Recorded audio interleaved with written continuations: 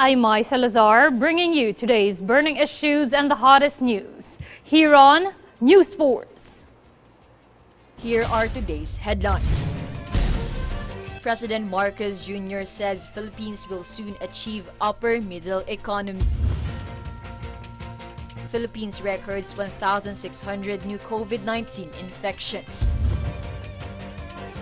LTFRB warns PUVs and operators over collection of higher fares. New set of SRA board anticipates refined sugar prices to stabilize by November. NBA fines Anthony Edwards $40,000 for homophobic tantrum. Elton John set to perform at White House on Friday. Fair and balanced news. Comprehensive reports that will take you to the heart of the action. This is News Force. President Ferdinand Bongbong Marcos Jr. requests for the support of the United Nations for the Philippines' candidature to the Security Council. Max Legaspi has the full details. President Bongbong Marcos Jr. requests for the support of the United Nations for the Philippines' candidature to the Security Council. The President stated in the 77th United Nations General Assembly that, quote, "My country's experiences in building peace and forging new paths of cooperation can enrich the work of the Security Council," end quote. He also cited the Bangsamoro Autonomous Region in Muslim Mindanao as the primary example of the Philippines' continuous efforts in attaining peace within the country. The Philippines last had its designated seat in the United Nations Security Council on the year 2004 to 2005. President Marcos is hopeful to the members of the Security Council for its consideration in giving the Philippines a seat in the Security Council for the year 2027 to 2028. For Golden Nation Network, this is Max Legaspi.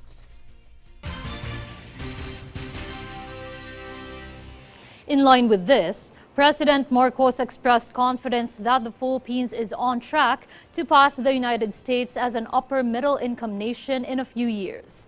The country's economy is anticipated to benefit from wise policies, alliances with other nations and the private sector, as well as a young labor force. Speaking at a New York Stock Exchange forum, President Marcos said doing business in the Philippines is an opportunity to reap the benefits of a vibrant economy, as the government has adopted policies to further liberalize the economy and welcome more foreign investments.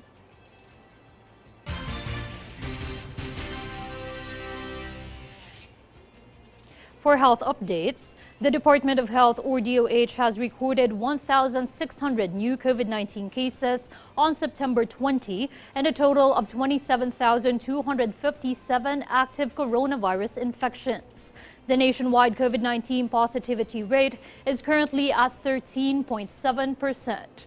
On the same day, regions and provinces with the most logged coronavirus cases are National Capital Region with 743, Rizal with 99, Cavite with 97, Bulacan with 82, and Laguna with 52.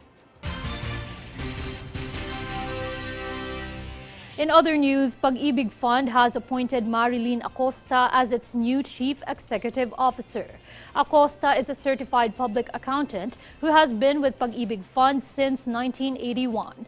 At the height of Acosta's tenure in Pag-ibig Fund, the corporation was able to sustain high records in housing loans, which paved the way for more Filipinos to purchase their own home.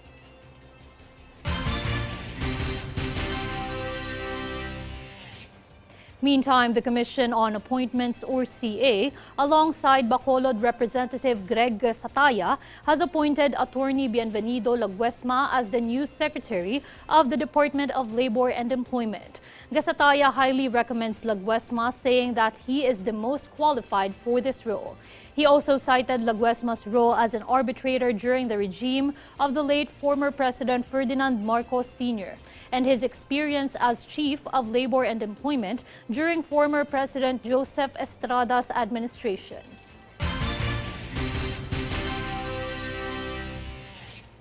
On to a separate story. The Land Transportation Office, or LTO, gave the public reassurance that all personal information given to the organization in connection with any transactions is secure and protected. This is after an LTO district office allegedly required clients applying for renewal of motor vehicle registration to provide the ID and password for their account in the Land Transportation Management System, or LTMS, company portal. LTO Chief Assistant Secretary Teofilo Guadias III said the LTO will investigate this incident and will not hesitate to impose applicable sanctions if any employee is found to have violated.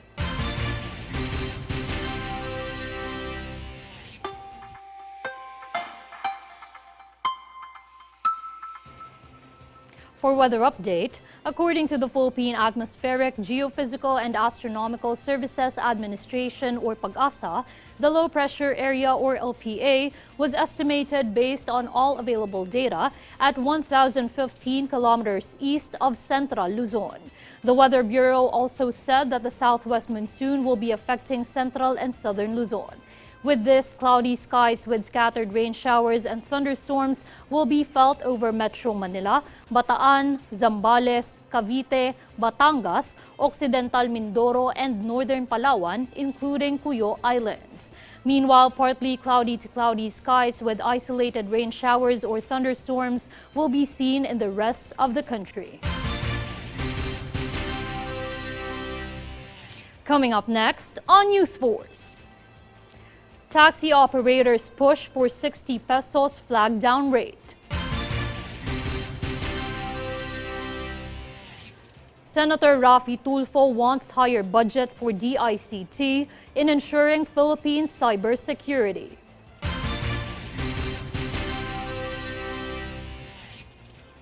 Land Transportation Franchising and Regulatory Board warns PUVs and operators over collection of higher fares. Stay tuned for more stories and reports when News Force returns.